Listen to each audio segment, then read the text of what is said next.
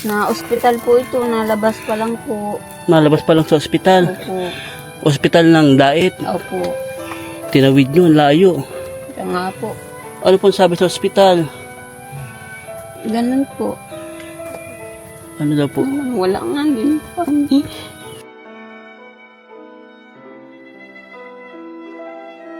Boy, sa paghahapon, sabi naluha na lang nga po ako. Wala nga po akong kain ng maayos. Almasalan ko, gabihan ko na. Tubig lang po ng tubig. Nung walang-wala nga po kami nang hingi na lang po nga sa kasama namin. Yung tayo sa ospital kayo? Opo. Tubig lang kinakain mo. Kaya nung pag-uwi ko nga po dito, sarakat nga po ang tiyan ko. Kasi, tubig lang kinakain mo. Wala po talaga kami.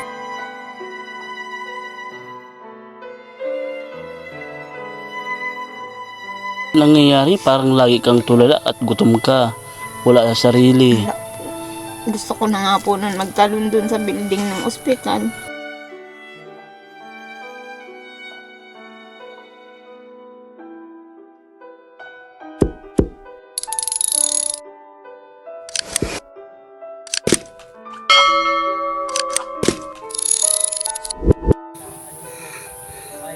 Ayun mga kalingap, meron tayong nadaanan dyan kubo-kubo. Merong natutulog. Ay, hello po, tao po. Opo, sir. Oh, dito pa bahay nyo. Opo. Kamusta kayo? Ito po, sir. May problema. O, anong problema nyo? Masakit po si Rina May.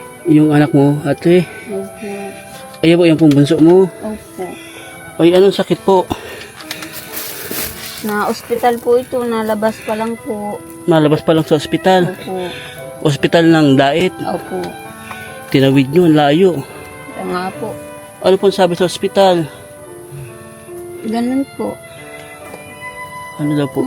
Wala nga din.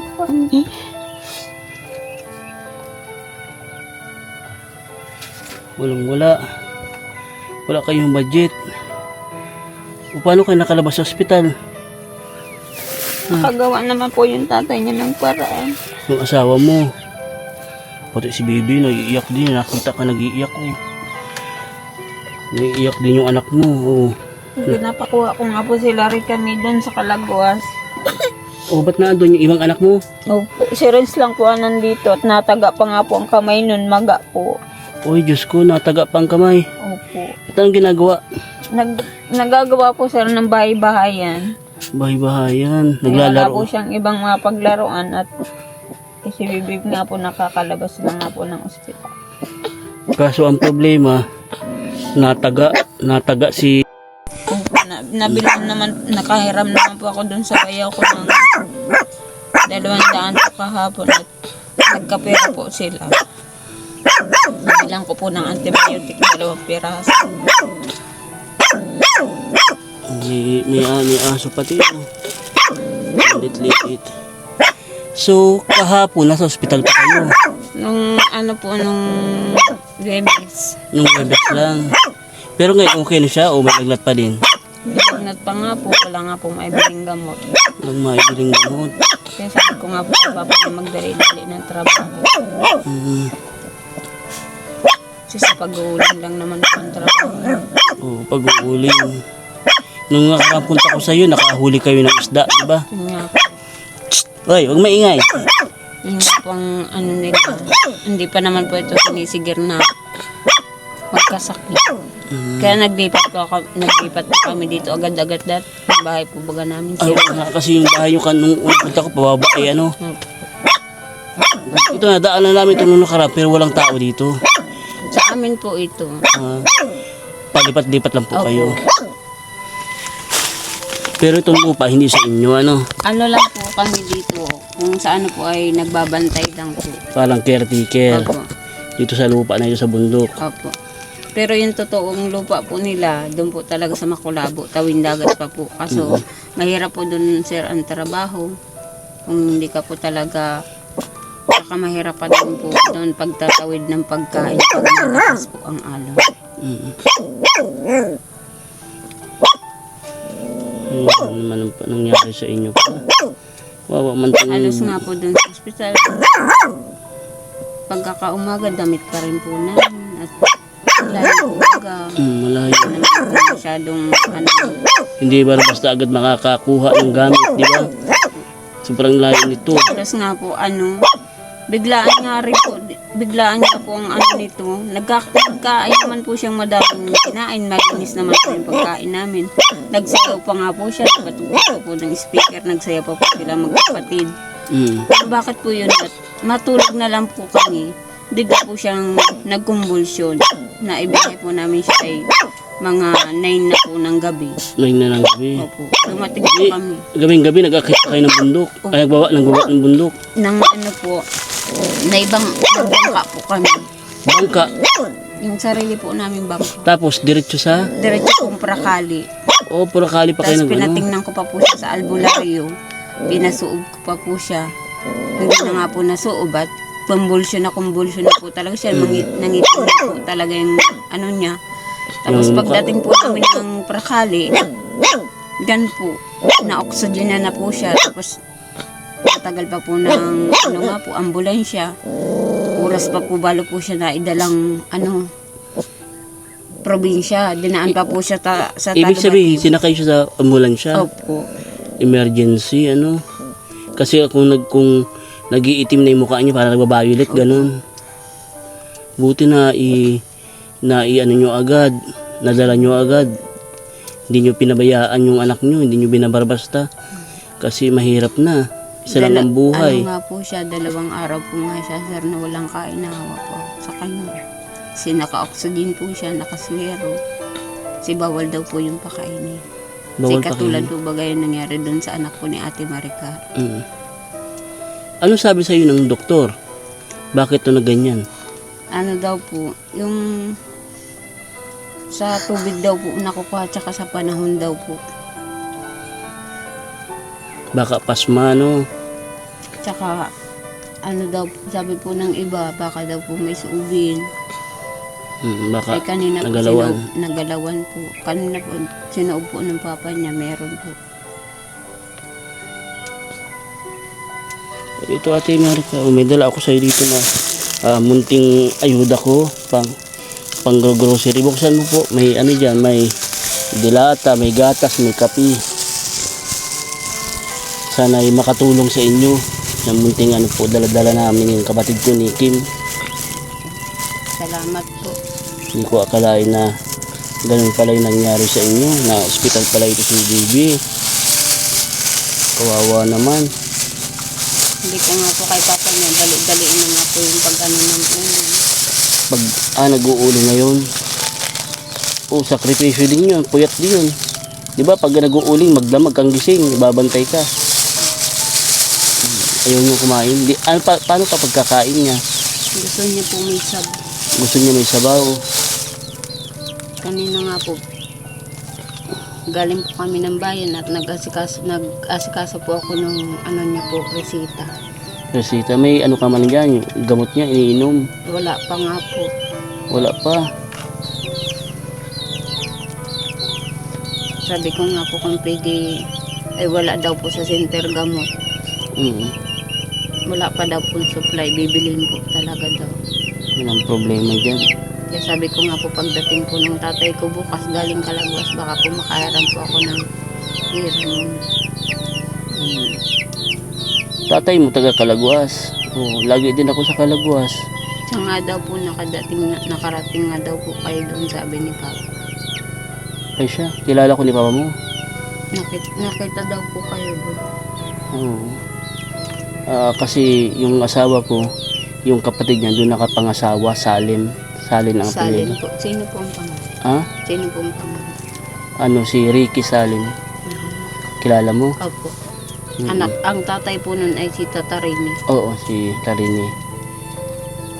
Yung asawa ko, yun ang ano, kapatid niyang babae na asawa yun. Kaya minsan pumupunta kami doon. So, ganun pala ang nangyari sa inyo. Pero salamat na rin sa Diyos kasi okay na si Baby. Hindi man na siya kinukonvulsyon. ano naman po siya, may nakaalalay naman pong gamot. May iniinom na siyang gamot. Opo.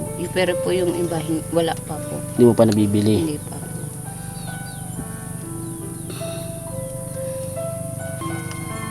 Oo, ano yan, no? Ano nga siya ngayon, no? Anong huling punta ko dito? Ang likot-likot niya, ano? Hindi po. Ngayon, ano siya, oh. Binigla lang nga po ito. Ibig sabihin ng gabi, patulog na sana kayo. Opo. Bilang kinonvulsyon. Din baba kayo agad sa bundok para madala. Ano na po kami, sir, tawid dagat po. Yung ibang dinaanan nyo, hindi doon sa dinaanan namin. Hindi po. Nagtawid dagat po kami. At matatagalan po ay pag dyan pa po kami sa labasan nagkuha ng sasakyan, may ano naman po kami, may krodo naman po kami. Patakbo na lang po kami ng sasakyan. Sa bangka. Opo, para mabilis. Buti na lang kahit paano may bangka naman kayo, ano? Para lalo pag Ang ganyan tagal pa nga po, sir, andar nung makina at emergency nga po ang dala namin. Sa awa naman po mga nandun sa kaligtas din po si Nini.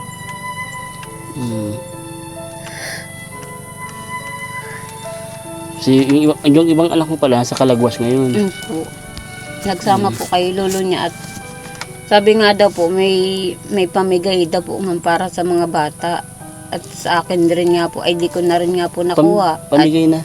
Yung sa ano daw po, yung sa gobyerno. Okay. Ano, bigas? Opo. At nung kami po kaya nakatira doon, nasensus pa po kami doon. Dati kayo nasa Kalagwas? Opo. Nung namatay po yung asawa kong una, nandun po kami sa papa ko. Umuwi po kami doon. Tapos nung pagsensus po ng bahay ni papa, nakasama po kami, na-interview po kami doon. Saan Tapos, kayo parting Kalagwas? Anong sa barangay? ano po kami, sir, nasa may, yung Purok 3. Purok Sa may Tres. Puro po. Anong barangay? Yun sa dulo po. Hindi ko tanda. Di ba may mga barangay dyan sa Kalagwas? Yung pinupuntahan namin, Mangkawayan. Nandun na po kami, sir, sa pinakadulo. Pinakadulo. Opo. Yung sa doon naman po kay Lakwari Kisalin, naman po yung Barrio. Barrio. Yung sa amin naman po, ang tinatawag naman po ay Purok. Purok ang tawag. Opo. Kung baga pangalan ng barangay, Purok. Opo. Okay, Purok pala talaga ang pangalan. Taga Kalagwas ka din Kaya pala. nga po ay sa paghahapon, sabi naluha na lang nga po ako. Wala nga po akong kaya ng maayos. Almusalan ko, gabihan ko na. Tubig lang po ng tubig. Nung walang-wala nga po kami nang hingi na lang po nga sa kasama namin. Yun tayo nasa hospital kayo. Opo. Tubig lang kinakain mo. Kaya nung pag-uwi ko nga po dito, sarakat nga po sabi ko. Kasi, tubig lang kinakain mo. Wala po talaga kami. Magkano lang yung dala mong pera nun? Wala po. Wala, ni piso. Tinakbo mo yung anak nyo, talagang walang-wala, Binigla lang nga po kami. Wala naman po ako mapangiraman doon at hindi ko naman po kakilala. Ayaw pa nga po kami palabasin hanggat hindi po nagdadating po yung PhilHealth ni Rina May. Akala ko siguro nagbubulaan ako. Na walang Sabi pera. ko po ay meron po kaming PhilHealth. Sabi ko po ay binyag na po yan. Sabi ko siya na po. Sabi ko 1 years old pa lang po yan. Meron na po yung restro. Binyag na po yan. Ay ayaw po kami talagang tugunan ng PhilHealth. Hindi pa, anong ginawa ninyo? Nakiusap na lang po akong makalabas kami at wala na nga po kaming matulugan. Yung kwarto po namin, meron na pong pasyente. Yung higaan nyo? Opo. Kasi, doon po kasi, 5 araw lang po, labas na din po ang pasyente pag okay na. Ay kaso nga lang po, pahirapan po dito sa barangay. Makiusap po sa papagalitan ka pa po.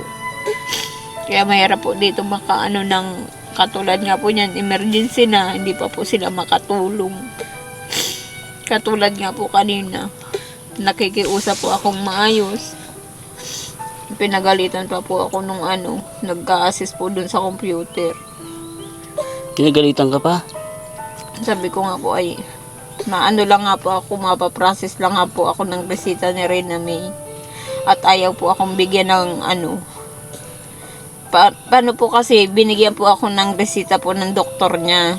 Ay hindi naman po sa akin pinaliwanag ng doktor po niya yung resita kung pwedeng makabili po ako dito ng gamot sa Prakali. Ay yun po pala hindi pwede, kailangan daw po pala mapabago pa po ako ng transfer ng perma ng doktor. Ay sabi ko naman po, yun nga po sa akin nung doktor niya, makabili pa ako ng gamot niya. Ay pinangsalitaan pa po ako ng babae. Sabi ko, bahala po kayo. Basta ang gusto ko lang naman po sabihin, maging okay po yung anak ko. Yun ang hirap sa atin dyan ay. Yung walang-wala ka na nga tapos gaganunin ka pa. Nalungkot naman ako sa kwento mo na tubig-tubig lang. Ilang araw mong ginawa yun sa ospital? Nagang tubig ka lang. 2 araw po. 2 araw ka nagang tubig lang, hindi ka kumakain. Kasi yung rasyon po na binibigay po sa amin, pinapakain ko na lang po sa kanya. Tiniis ko po yun. Nagbawi na lang po ako nung dumating po si mama, si lula niya. Pinadala po kami ni papa niya 2,000. Binili ko nga pong gamot niya. Yun, nakakain po ako. Siguro, halos nga po, pinarawisan ako. Hindi ko maintindihan. Kasi gutom na gutom ka. Ganun talaga pag gutom na gutom ka tapos bilang kakain ka. Opo. Papawisan ka talaga. Narinig nga po. Tawang ko nun, tas wala pa pong tulog. Buti hindi ka nadapil. Ano bang Tagalog na dapil? Gutom po. O, gutom yung talagang manginginig ka tapos hindi ka na makagalaw sa gutom. May ganyan na case eh. Yung pagdadapil. Sawa naman po ba ganun, Diyos? Nakarating po kayo mag-ina. Nakasurvive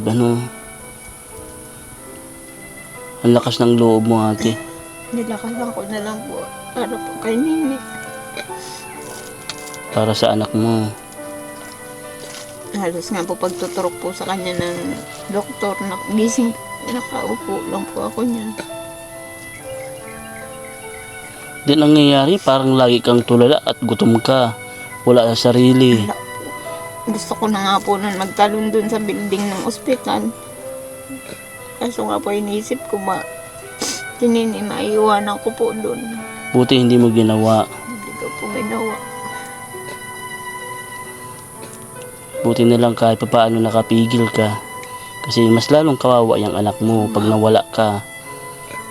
Iniisip ko po wala sa kanya mag-aalaga. Si papa niya naman po nagtatrabaho. Siguro nung time na yun natin, iba-iba na yung mga pumapasok sa isip mo. Dala ng gutom na gutom ka Kaya na. nga po. 2 araw kang hindi kumakain. Patubig-tubig ka lang. May pagkain man dumalating, binibigay mo lang sa anak mo yung rasyon ng ospital. Kaya po. Mahirap na sakripisyo din yung gutom ka pero hindi mo kinakain at para sa anak mo. Grabe ang sakripisyo mo din. Halos nga po yung pamasahe po namin dito pa uwi, binirigyan na lang po kami. Binigyan kayo, sino nabigay sa inyo? Yung mga po doon, may mga pasyente din po. Ah, okay, parang nag-ambag-ambagan sila, mga pasyente. Binigyan kayo pamasahe. Binigyan naman po akong 160 para daw po wag na kaming lumakad kasi layo po. Aabutin daw po kami ng gabi. May dala pa po kaming damit. Oo, wala man pati akong kaalam-alam na Ang dala lang nga po namin mag-ina dun sa ospital, kumot lang. wala akong kaalam-alam na ganyan na pala ang nangyari sa inyo. Ano lang po siguro, pinalipas lang po ng sa linggo lang po. Nung pumunta po kayo dito. Tapos may pumunta po ditong vlogger. Tinanong po kami kung saan kami galing. Sabi ko dyan po, nakigamas nga po ako dun sa labasan. Oo. Tapos may hinahanap nga daw po siyang tao. Ganito na lang siguro. Wala kasi kayong ano, no, cellphone ano. May cellphone po kami, sir, na wala nga po dito nung maaksidente nga po ito. Ninakaw po dito sa bahay. Ninakaw yung cellphone. Ang cellphone nyo? Ano po? Huawei. Ay, sayang ano. Kabibili ko lang nga po ng charger noon. Sabi ko nga po, pa-birthday ko po nito kung nung magtatlong taon. Sabi ko nga po, imbis na cake ang ibili ko sa kanya, cellphone na lang nga po, at nakikiaway nga po siya dyan sa mga bata pag wala nga po siyang yung naiinggit po baga siya. Ay di binilihan ko po, sarili kong pera naman po yun, hindi kay papa niya. Ang ginawa ko po doon, at nakapira naman po ako, nagtrabaho po ako. Nag-ipon-ipon ka. Opo. Pinag-ipunan Binili mo. ko po. May tao naman po nagpabinta sa amin. Sabi ko, Parang second hand. Opo. O kaya mura. Opo. Hindi, sabi ko nga po ay ko, baby, wag na, sabi ko, okay, ito na lang cellphone. Sabi niya, sige mama. Hindi, pinadownloadan ko nga po. Nung hindi nga po nagana yung charger niya, binilahan ko nga po. Kaya yung charger na lang nga po yung naiwan. Kaya wala nga po akong contact line dun sa dun kila papa, tapos dun po sa ospital. Kasi gusto ko sana, pag ganyan may mga emergency, kontakin nyo ako ha. Kaso ang problema, wala man kayong cellphone Wala na nga po akong cellphone. ninakaw pala. Ganto na lang, di ba sa provincial kayo napunta? Sa ospital, sa Dait, ano? Pag if ever may emergency kayo ulit, hanapin nyo yung head security ng provincial. Kaibigan ko yun. Ha? Kilala ako nun. May contact yun sa akin. Yung pinaka-head ng security doon sa provincial. Para makontak ako, ha? Okay. Pag ganyan may emergency kayo, para kahit paano, magabayan ko kayo, ha? Siguro gano'n na lang natin ang gawin, ano? If ever na may emergency, na lungkot ako sa nalaman ko na grabe ang sakripisyo mo. 2 araw ko nagpara to tubig lang. Bakit nga po kami dito at hindi ko naman po akalaan na makakalabas po agad kami. Dumating po sila, dinala po nila yung restaurant ni Bibi. Yun po, agad-agad ko pong nailakad. Kaliwat kanan po hanggang kahit saan po ako. Perma, balik na naman po ako. Perma na naman po ako. Makikiusap po ako. Tapos yun nga po, natapos din po yung ko. Nakauwi na po kami dito. Sabi ko nga po dun sa nagtulong sa amin sa pamasahe, sabi ko, ate, malaking biyaya po yung binigay ninyo sa amin. Sana po din gumaling din po yung anak ninyo, makalabas din po kayo dito ng maayos. Maraming salamat sa mga tumulong, yung mga nakatabi nyo. Salamat din po. Maraming salamat sa kanila kasi napakabuti ng puso nila. Nagpatak-patak sila ng mga pera nila para mabigyan kayo ng pamasahe. Tapos, nga po sir, nung 2 araw na nga po kami, uhaw na si Rina May. Sabi niya, mama, mainam akong tubig. Sabi ko, baby, wala tayo tubig. Yun, kinapalang ko na lang po yung mukha ko. Nakihingi na lang po ako dun sa kasama po namin sa loob sa kwarto. Tingin yung tubig. Dumating na yung point kahit tubig wala na kayo. Walang-wala po talaga kami nun, sir. Diyos ko. Ang naiwala nga po dito si Renz. Yung asawa mo. Ano po? Ang iniisip ko pa nga po si Renz, baka po malulod sa dagat. Kasi wala po yung mga kapatid niya. Kaya talagang halo-halo na iniisip mo nung time na nasa Hindi ospital ko ka. na nga po alam kung anong gagawin ko sa ospital. Naayos lang po yung ni Bibi kasi nung umalis po talaga kami dito, wala naman po siyang talaga. Tapos ang kwento pa po dun sa provincial, kinagat daw po si Bibi ng aso tapos ng puso ay wala naman po. Wala man sugat. Wala naman po. Tigtingnan mo ang katawan niya, wala man sugat. Sabi ko wala naman pong hayop na nagdikit. Ay sabi po doon sa pag-transfer po namin ng Talubatib, baka daw po may kagat ng aso at pusa at wala naman.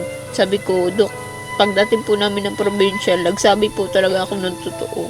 Sabi ko, Dok, gusto ko po magaling yung anak ko. Walang-wala naman po talagang aso dun sa bahay. Dun lang po sa mama ko. Kasi hindi po ako nag-aalaga ng ganyan. Kasi may anak nga po. Ito nga po, maliit. Sabi ko, mamaya na lang po nga. Ano yun na lang kagat. Hindi pa ako nagmalay kung may ginagawa nga po ako. Ay di, nakagat na po siya. Tapos ang sabi po doon, yun nga daw po, baka daw po may anti-rabies. Sabi ko, wala po talaga doon.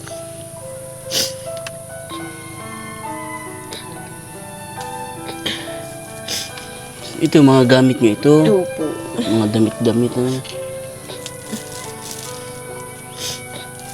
na naiiyak naman ako sa naranasan nyo. Lalo na ikaw.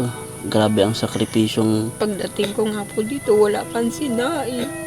At wala daw pong bigas. Hindi pa nga po sila nakarain. yung pauwi ka na, pagdating mo dito akala mo makakain ka na, hindi pa pala kasi wala pang sinaing. Diyos ko. Tubig din. Pagdating ko din po, pag alis ko po doon, tubig din. Pagdating ko po dito, tubig din.